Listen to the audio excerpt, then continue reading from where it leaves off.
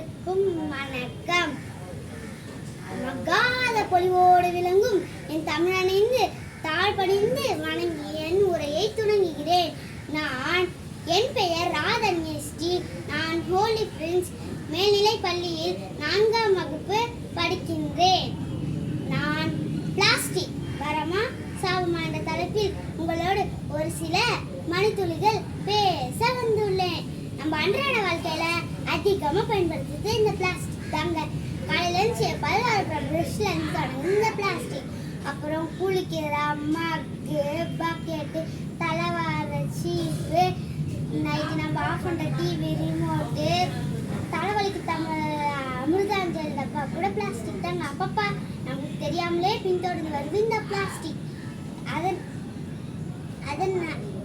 விலை யூஸ் பண்ணுறதுக்கு ஈஸியாகவும் விலைமைகள் குறைவாகவும் கண்ணுக்கு பல வண்ணங்களிலும் இருக்கிறதுனால பிளாஸ்டிக் நம்ம அதிகமாக பயன்படுத்துகிறோம். அதனால இந்த ஜனவரி 1 முதல் நம்ம தமிழக அரசு இந்த பிளாஸ்டிக்கை பயன்படுத்தக்கூடாதுன்னு தடை விதிச்சிருக்காங்க. இதனால சூடான பிளாஸ்டிக் நம்மளுக்கு எப்படி சாப்பிடணும்னு சொல்றேன் கேளுங்க.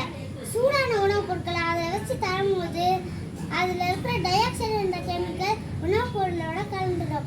அதை நம்ம சாப்பிட்ற நமக்கு கேன்சரால் கூட வாய்ப்பு இருக்கு.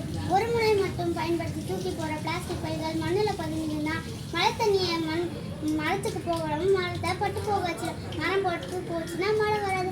மழை வரலன்னா தண்ணி கிடைக்காது. தண்ணி கிடைக்கிறதுக்கு இப்போ நம்ம கஷ்டப்படுறது இந்த பிளாஸ்டிக் தாங்க காரணம். ஒரு முறை மட்டும் பயன்படுத்தி தூக்கி போகிற பிளாஸ்டிக் பைகளை தேங்குற தண்ணியிலிருந்து மலேரியா, டெங்கு போன்ற கொசுக்கள் உருவாகுது. ஒரு பிளாஸ்டிக் பை மக்குறதுக்கு பல 100 ஆண்டுகள் ஆகும். ஆனால் குளிர்பான பாட்டில்கள், குடிநீர் பாட்டில்கள் எக்காலத்துக்கும் மக்காதவை. இதனால யாரும் பிளாஸ்டிக் பைகளை பயன்படுத்தவே கூடாது.